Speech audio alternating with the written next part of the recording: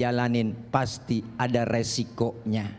Setiap yang kita jalanin pasti ada resikonya. Kalau kita pengen jadi angin, jadi pohon yang tinggi, harus siap angin yang kencang. Kalau kita nggak mau jadi pohon tinggi, ya udah jadilah rumput. Nggak ditiup angin memang, tapi diinjak-injak kebo. Benar? Sesuatu apapun pasti ada resikonya. Seorang bijak pernah bilang, kalau kita takut keterpa ombak, janganlah kau tinggal berumah di tepi pantai. Artinya ada resiko yang dalam hidup kita jalanin, termasuk resiko mulut lidah kita. Banyak orang yang tergelincir karena lidahnya. Banyak orang yang tergelincir karena lisannya. Dengan kata-kata mereka, dengan omongan yang mereka menyakiti hati orang lain. Akhirnya timbul kedendaman. Timbul dalam diri kita, awas lu, besok gua ancam. No dia no yang ngomongnya nggak enak bener sama gua tandain seumur hidup orang masih mengenang kejelekan-kejelekan kita. Maka Bu, lidah kecil bentuknya tapi pengaruhnya luar biasa. Perbanyak lidah kita dengan kalimat-kalimat yang thayyibah. Sebab kenapa? Nanti di akhir hayat kita, ketika kita mau meninggal dunia, datang Israel mencabut nyawa kita, dimulai cabut dari tangannya. Nyawa kita dicabut dari tangan, ternyata berat. Tangannya sering sedekah, sering berbuat amal soleh, nggak pelit, nggak pelit, medit, koret, nggak begitu. Ini kadang-kadang kan kita pelit, medit, koret. Ya Allah, duit banyak, harta banyak, pelit, medit. Kadang-kadang makan launya ikan, palanya dikerepuk semua. Kucing melongo nungguin pala. Apalagi ibu-ibu sekarang pakai presto, tulang hancur semua di presto. Nah, kucing pada kurus, kehabisan tulang, pelit. Nih. Dicabut dari tangan gak sanggup, tangannya berbuat baik. Dicabut dari mata, matanya gak sanggup, nyawa dicabut dari matanya. Dilihat matanya sering menangis di keheningan malam, sering munajat kepada Allah, gak kuat Israel. Dicabut dari kaki, ternyata gak kuat juga Israel. Kakinya sering datang ke tempat yang baik, sering datang ke masjid, sering kumpul di pengajian. Maka 40 hari sebelum kita meninggal dunia, Israel udah ngetes lewat kaki. Itu yang rematiknya sering angot, encoknya sering kumat, asam uratnya sering kambuh. Israel lagi ngetes. Tarik sama Israel, dilepas lagi, ditarik, diulur lagi, bye-bye. Yang kesemutan udah banyak di sini.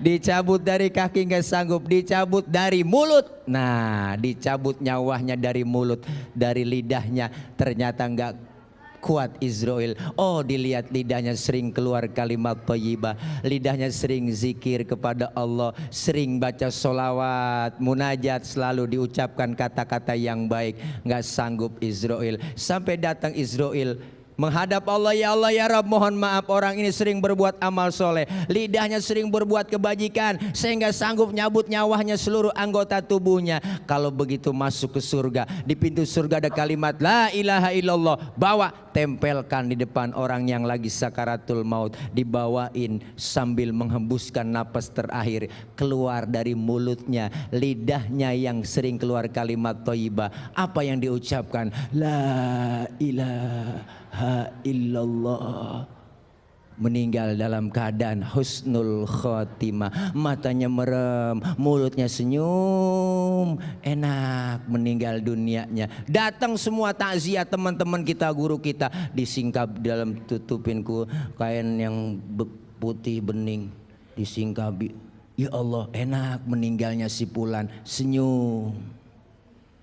Yang tahlilan datang banyak yang doain semuanya. Tapi sebaliknya orang yang gak pernah ibadah, gak pernah berbuat amal soleh, gak pernah berbuat kebajikan, dicabut dari mata. Israel laporan dulu, ya Rob, dari mana saya cabut nyawa orang ini? Orang ini gak pernah berbuat amal soleh. Ya udah, kau cabut nyawanya dari mata, tangan, mulut, kaki, dijadiin satu sama Israel, ditarik, berbel.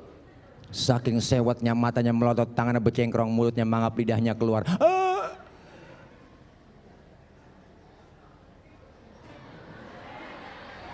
Meninggal dalam keadaan su'ul khotimah. Na'udzubillah min.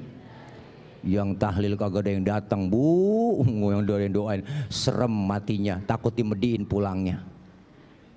Kenapa? Semua itu anggota tubuh kita masing-masing punya peranan. Dalam setiap anggota tubuh kita, tangan kita, kaki kita, mulut kita, mata kita, kuping kita, kesemuanya itu adalah ada fungsi untuk ibadah. Ada berfungsi untuk menjalani kehidupan dalam hidup di dunia ini dengan fungsi melaksanakan amal soleh, amal yang baik. Karena semua kita tidak akan kekal hidup di dunia ini. Semua nih calon-calon jenazah, kita bakal pindah semuanya, Bu. Si Fulan mati, kata siapa? Kata yang masih hidup, padahal yang lagi ngalamin cuma pindah doang. Nih calon-calon jenazah, kita pasti bakal mati.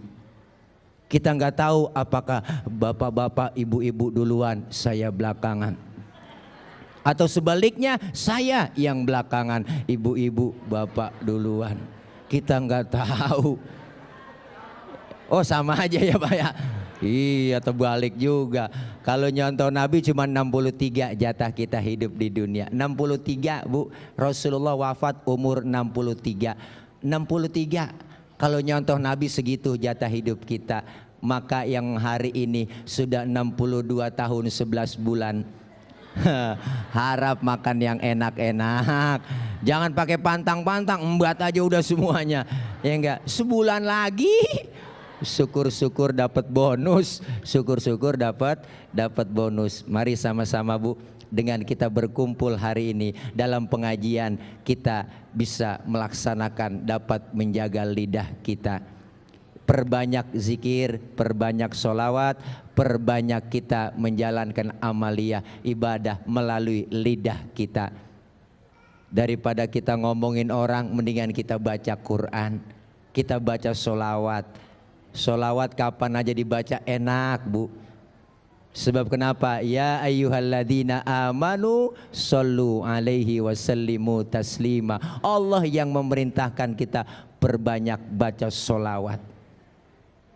Perbanyak baca sholawat. Enak, lidah licin. Orang meninggal dunia sesuai kebiasaannya. Kalau biasa dia baca sholawat, meninggal dalam keadaan membaca sholawat. Amin. Lidahnya ketika sering berbuat zikir, melaksanakan zikir, membaca kalimat tauhid, membaca kalimat-kalimat thayyibah, akan keluar nanti dia akhir hayatnya kalimat-kalimat thayyibah. Maka mati sesuai kebiasaan kita waktu hidup. Biasanya lagi ngomongin orang, tiap hari gunjing orang, ngatain orang, ngerumpiin orang, ntar matinya lagi ngomong. Teman saya lagi ceramah mati, ketiban sound system. Bu, sebab kebiasaan semua akan kita raih dengan kebiasaan pula. Pahala yang kita raih dengan kebiasaan yang kita lakukan dalam hidup. Perbanyak kita melaksanakan amaliyah dengan zikir. Zikir itu macam-macam Bu. Zikir itu macam-macam. Ada zikir pakai baca istighfar. Boleh lidah banyakin istighfar. Astaghfirullahaladzim wa atubu ilaih min jami'il ma'asi wal dunubi wa taubata wal maghfirah. Kepanjangan Ustaz, saya nggak hafal. Ya udah, istighfarnya Nabi Adam, Rabbana zolamna anfusana wa illam taghfir lana wa tarhamna lanakunanna minal khasirin. Masih panjang Ustaz, saya kagak paham. Ya udah, istighfar Nabi Yunus, la ilaha illa anta subhanaka inni kuntu minal zalimin. Kepanjangan Ustaz, saya nyari yang pendek. Ya udah, istighfar yang biasa, astagfirullahaladzim, astagfirullahaladzim, astagfirullahaladzim. Masih panjang itu Ustaz, ada yang pendekan? Ada, astagfirullah, astagfirullah, astagfirullah. Kalau nggak bisa, berhenti jadi orang Islam. Banyakin zikir istighfar kepada Allah Subhanahu wa taala. Mudah-mudahan dengan kita menjaga lisan, kita akan memperoleh kebaikan, kemaslahatan dalam menjalani kehidupan di dunia dan mendapat kebaikan maslahat di akhirat. Amin ya robbal alamin. Ya, silakan Kakanda. Terima kasih Kakanda Ustadz Nur Fadilah, Ustadz Hile. Dan ternyata memang husnul khotimah ini bisa didapatkan dengan berbagai macam cara. Allah memberikan kita umat Islam orang yang beriman mati dalam keadaan yang baik. Dan apa yang disampaikan Ustadz Nur Fadilah tadi adalah mati dalam keadaan husnul khatimah, harapannya dengan cara menjaga lisan, dengan cara menjaga lidah kita. Mudah-mudahan kita bisa mati dalam keadaan husnul khatimah sehingga kita bisa dipertemukan kembali di surganya Allah Subhanahu wa taala. Pemirsa, kami juga mohon maaf karena Ustadz Fikri Haikal berhalangan hadir pada hari ini. Insya Allah kita bertemu dengan beliau di lain kesempatan. Tetap bersama kami, Cahaya Hati Indonesia iNews masih akan kembali untuk Anda.